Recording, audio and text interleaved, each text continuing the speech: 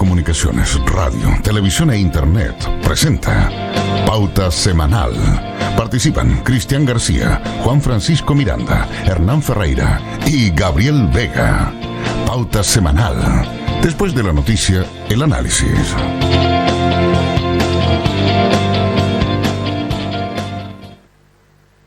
Muy buenas tardes, queridos auditores televidentes de Polar Comunicaciones. Nos encontramos como todas las semanas en Pauta Semanal para analizar el acontecer regional y nacional. Hoy me acompaña Eduardo Manzanares, Gabriel Vega, Hernán Ferreira, soy Juan Francisco Miranda y partimos en un día, 11 de septiembre del año 2020, un día que para muchos es un día histórico. Lo cierto es que para las nuevas generaciones, las presentes, y sobre todo esa generación que sufrió en carne propia lo que significó el quiebre democrático en Chile, el 11 de septiembre del año 73, es un día de reflexión.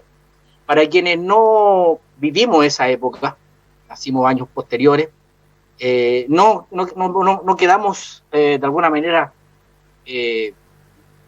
no quedamos alterados o la situación no nos afectó.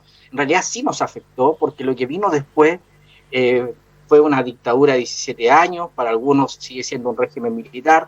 Lo cierto es que la división en el ser humano siempre ha estado presente, pero lo que sí es un elemento de comunión, de unidad, tiene que ver el hecho de que hay cosas que, independiente de la posición que tengamos, no podemos volver a cometer. No se pueden volver a situaciones donde el odio, donde la violencia sea lo normal, en una sociedad que se dice que es una sociedad más moderna, que debe respetarse, que debe respetar la dignidad del ser humano, y que al final del día todo ser humano lo único que busca es una mejor vida, una mejor calidad de vida, una mejor situación para sus seres queridos, para su familia, para sus amigos, para su comunidad.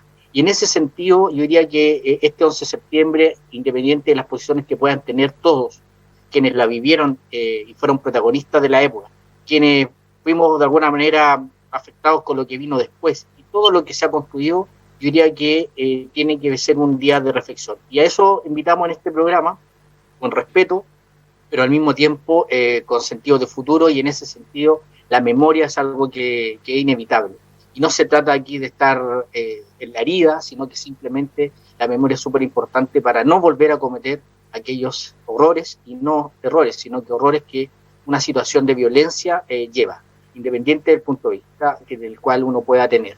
En ese sentido, hoy 11 de septiembre, a 47 años del golpe militar, es un día que quizás vale la pena que cada uno de nosotros, de su punto de vista, sobre todo que para algunos es el inicio de un quiebre, de un proceso que hasta el día de hoy tiene sus consecuencias en la sociedad que estamos, y eso es muy importante señalar. Aporta un plebiscito del 25 de octubre, donde los chilenos tenemos que concurrir a las urnas para ver si aprobamos o rechazamos un cambio de la Constitución.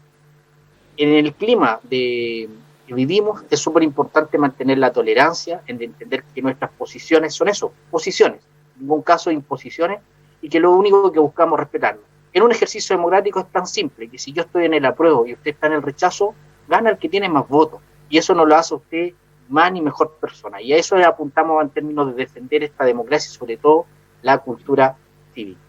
Muchachos, hoy 11 de septiembre, 47 años, quizá Eduardo, me equivoco, en esa época tú estabas vivo, yo nací al año siguiente, Gabriel es mucho más joven, Hernán debe haber sido una guagua probablemente, pero lo cierto es que quizás de los que estamos hoy día acá, tú puedas contar, eras niño, por cierto, pero al menos lo que se vivía, y por sobre todo nosotros podemos ahondar, pero principalmente no perder el foco de lo que queremos es que esto nunca vuelva a ocurrir. Eduardo, parto contigo. Muchas gracias, Juan Francisco, una muy buena introducción. La verdad es que no era un niño, era un joven de 17 años, el año 70, cuando empieza el proceso, ¿no es cierto?, cuando sale elegido el 4 de septiembre Salvador Allende, y obviamente yo estuve todo el proceso de esos 3 años, o los 1000 días, como le llaman algunos, de la Unidad Popular. Y claro, a 47 años, esta fecha hoy día resulta para muchos chilenos, para miles, una fecha imborrable. porque para nosotros Salvador Allende fue simplemente la voz de una conciencia popular que se creó durante 50 años. Allende postuló casi 4 veces a la presidencia de la República. Y en la última, con un 36, y tanto por ciento, sacó la primera mayoría. La segunda fue Alessandri y la tercera Tomic. Y como se estipulaba en aquella época, era el Congreso el que, respetando lo que siempre se había respetado, lo elige presidente de la República. Pero Allende fue también el promotor de un socialismo democrático. Se llamó la vía chilena en esa época al socialismo, pero era un proceso de cambio igual de carácter revolucionario. La palabra revolución a mí no me complica. Significa cambio profundo, significa darle vuelta a la situación como estaba en esa época. Y en esos cambios revolucionarios que Allende trató de implementar, tuvo como actores principales a millones de personas que se movilizaron durante años y años, que marcharon y se esforzaron para cambiar el país. Allende y el pueblo de esa época son, a mi juicio, los héroes de esa época colectiva y social, que era bullente de ideas. Yo era un joven, pero no había día que no participaba de alguna contienda de ideas en las universidades, en los lugares. La cantidad de libros que circulaban de Lacti Mantú, que publicó casi un libro a la semana. Y por lo tanto habíamos muchos que soñábamos con esa vía al socialismo, en esa amalgama donde se juntaba, ¿no es cierto?, el pueblo, las ideas de cambio y un futuro mejor. Yo creo que esa amalgama entre el pueblo y Salvador Allende, que de alguna forma representó esas ideas, permitió soportar todos los embates de desestabilización y el cerco que en algún momento se planteó, ¿no es cierto?, por parte de la oligarquía de la época, que era fundamentalmente agraria y terrateniente, y alguna manufacturera que instrumentalizaron para tratar de hacer fracasar el gobierno de Salvador Allende. Yo lo vi eso con mis ojos, no me lo están contando, independiente de la posición que puedan tener otros. Y la derecha conservadora de esa época, y digo específicamente porque yo creo que efectivamente la derecha ha cambiado, y yo no tengo ningún ánimo de responsabilizar a los actuales miembros de la derecha, por el contrario, lo digo con mucho respeto, pero la derecha conservadora de aquella época no le perdonó a Allende ni al pueblo el tratar de cambiar las cosas de una economía que estaba sustentada principalmente en una economía de explotación salvaje contra el campesino y el obrero. Y que de alguna forma, siguiendo el mandato de sus, entre comillas, amos del norte, los mismos amos que tenemos hoy día, Estados Unidos, instrumentalizaron, ¿no es cierto?, el golpe de Estado desde la misma época en que asumió Allende. No se olvide que el primer atentado fue la muerte del general Schneider, a días que tendría que haber asumido Allende, y que posteriormente se supo que había sido efectuada, ¿no es cierto?, por miembros de la extrema derecha, y que había sido de alguna forma propiciada también por la CIA norteamericana.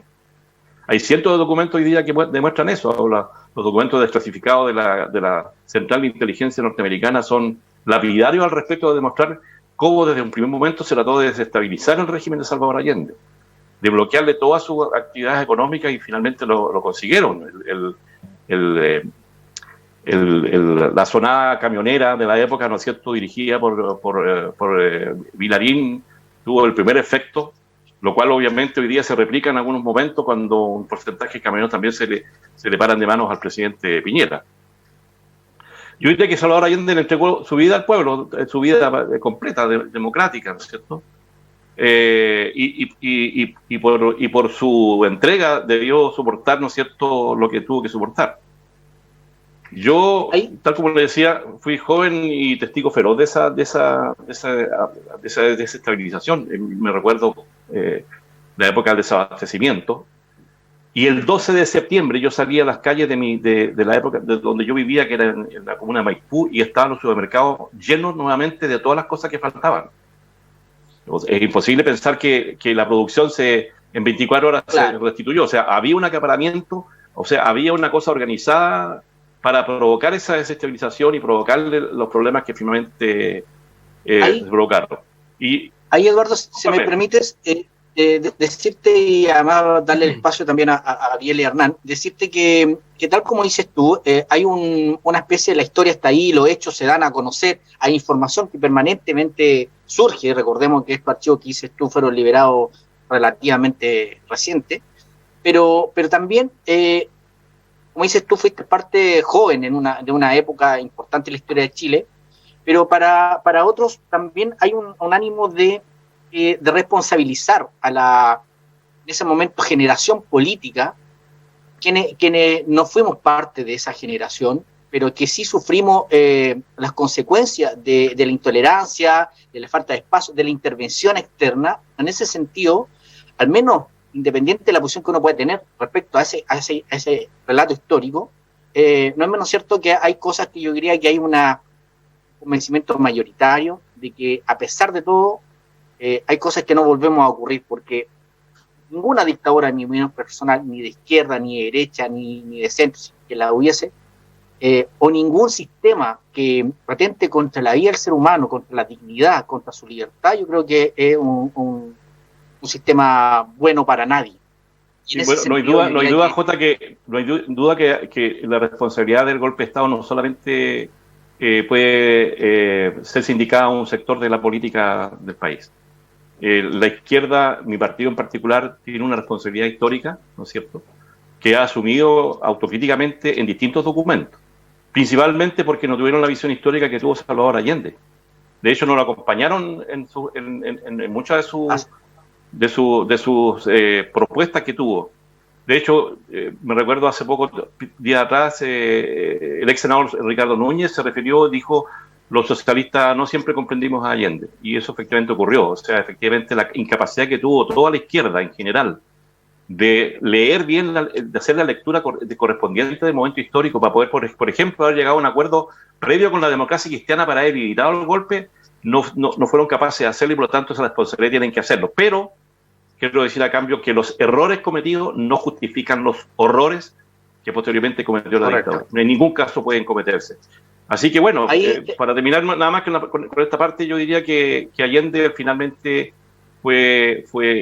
hizo carne sus palabras cuando él dijo en un discurso en el Estadio Nacional que él o lo sacan muerto de la moneda o cumpliría hasta el final el mandato para el que el pueblo lo eligió allí en la moneda, y resistió inclusive, aun cuando conminó a muchos de sus acompañantes a salir, sobre todo a las mujeres, qué sé yo. Él resistió y prefirió morir en la moneda como un ejemplo hacia el futuro. Okay. Hoy día yo diría que Allende tiene calles y monumentos y escuelas y hospitales en todo el mundo que lo nombran, y no hay ninguna escuela ni ningún nombre que hoy día nombre al dictador. Eso. Okay. Hernán, expláyate y en ese sentido da tu punto de vista y tu opinión. Lo que pasa es que, perdónenme, pero escuchar a un panegírico, digamos, creo que no corresponde, no se condice con la realidad histórica. Ahora, es que es un saltón, digamos, perdónenme que lo diga, pero nos presenta casi una... increíble, digamos. Pero bueno, mira, entiendo la fecha de septiembre, entiendo, hay un quiebre, porque no es imposible no decir que es un quiebre que no empezó el 11. Ahora, empezar a sacar lo que pasó y enconarse otra vez en esa época, creo que nos ha tenido atrampado durante muchos años, demasiados años. ¿Ah? Tú ves jovencitos, 17 años, 20 años, hablando de la Unidad Popular, hablando de Allende. ¿Ah? O sea, tú dices, pero ¿en qué mundo vivimos? ¿Sí? Eso ya es una generación, los abuelos casi ya vivieron eso. Era muy niño, también viví las colas. Siento que mi madre me tenía que decir: oye, ponte en esta fila porque para tratar de alcanzar un pan más.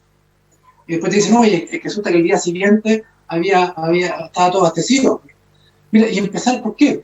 Porque el gobierno Allende fijó todos los precios. Fijó hasta los precios de los helados. Está en el diario oficial. La gente dice: un día sería una locura. Fijó hasta, me acuerdo, el cremino. Fijado los precios del cremino. Un helado de chocolate. Es una locura total.